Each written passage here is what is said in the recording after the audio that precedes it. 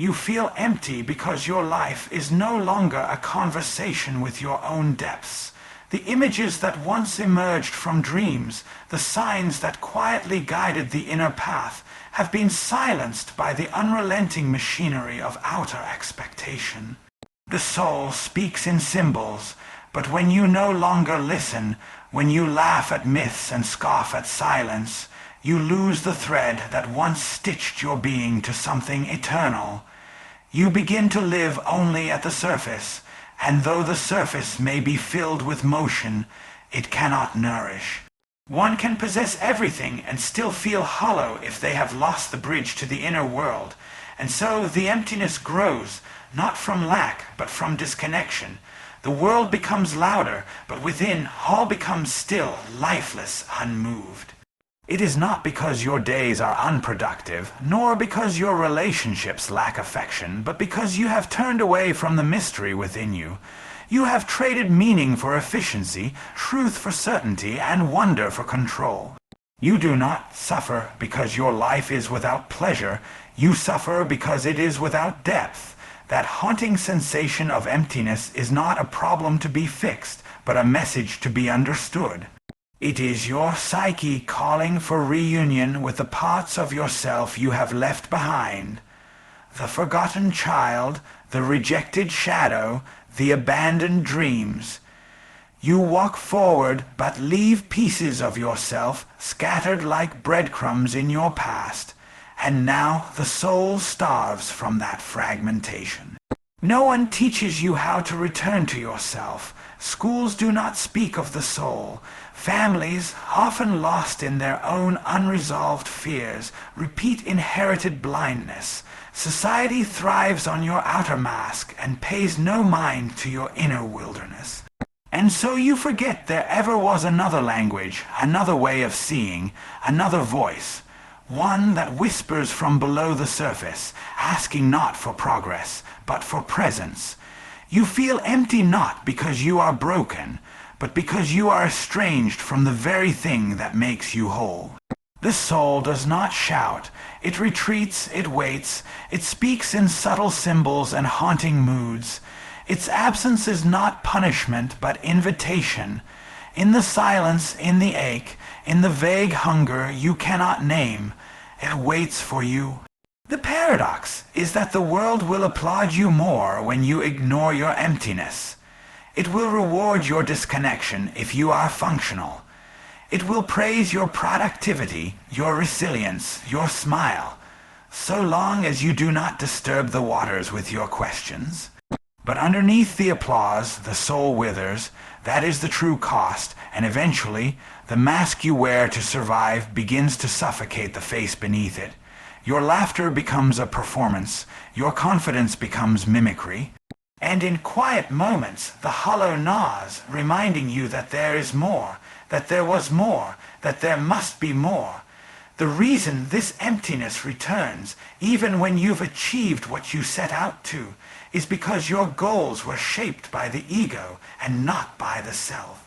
You sought the approval of others, not the alignment with the inner archetypes that move us toward true transformation.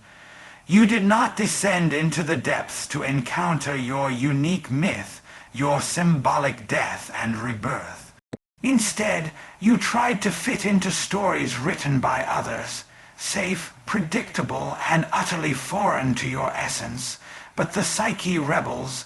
It will not be imprisoned by borrowed purposes. It demands authenticity, even if it must make you suffer to reclaim it. To feel empty is not a curse, it is a calling, but this calling will not flatter you. It will not hand you answers. It will drag you into the wilderness of your own psyche where the monsters are real and they wear your face.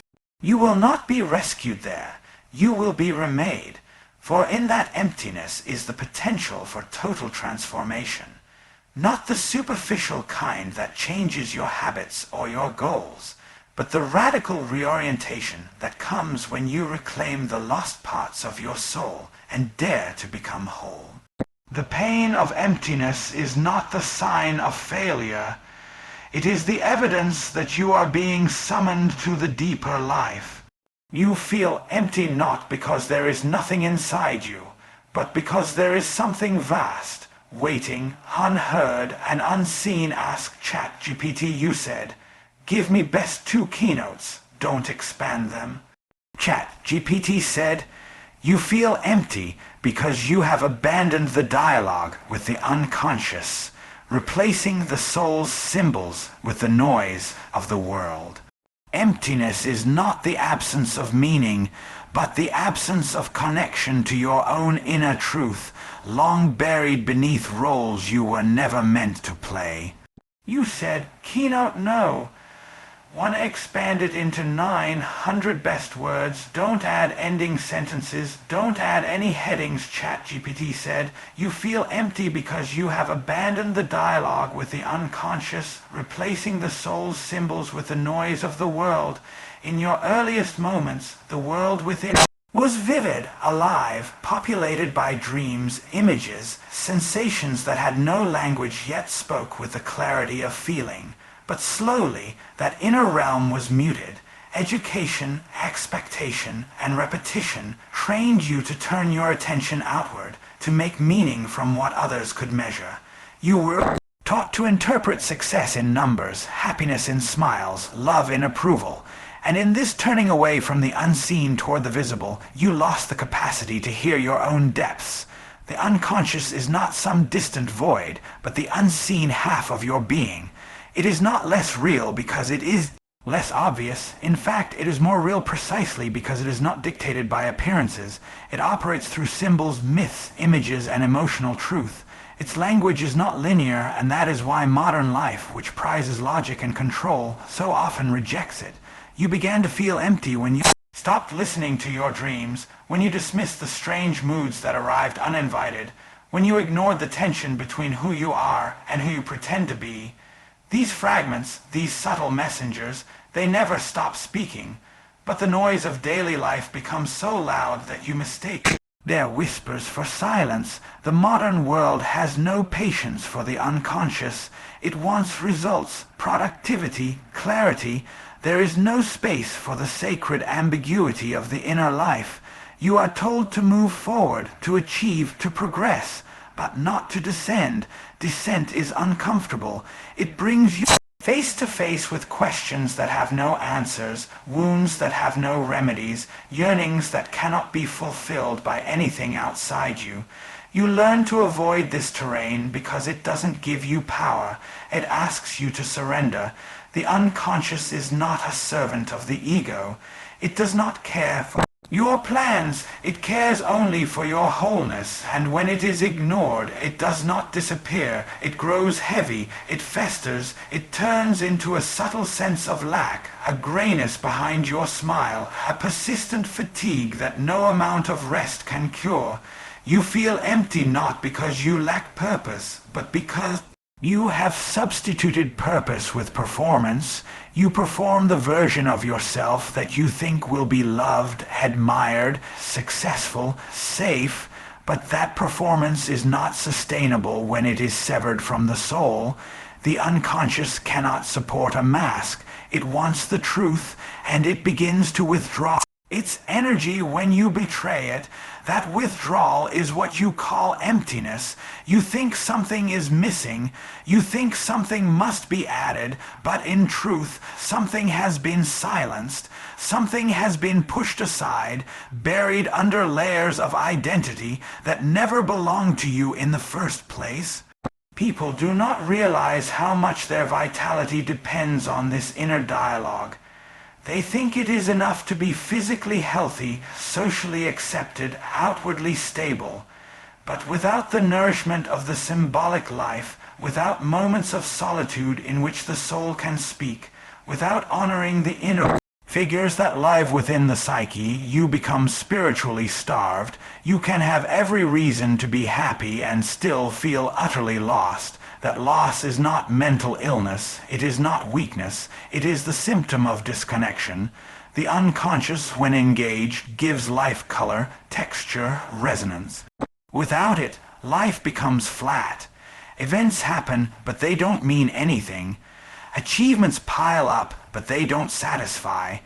Relationships become empty rituals. Joy feels distant. Love feels mechanical. You are alive, but not living.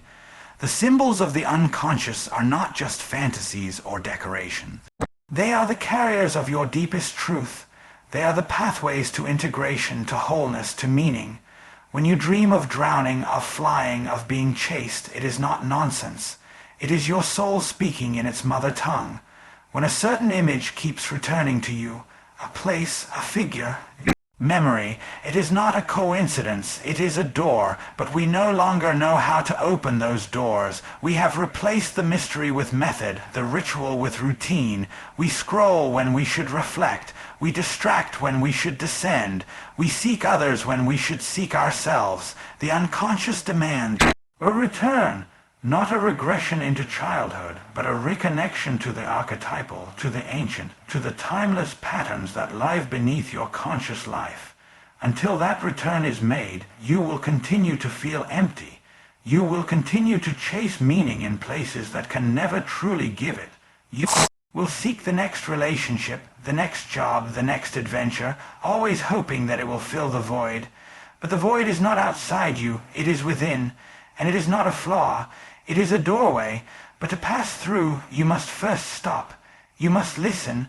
You must unlearn what you think you know about yourself. The unconscious does not speak in certainty. It speaks in paradox. It tells you that you are not only what you seem to be, that within you is the light and the shadow, the known and the unknown, the divine and the broken.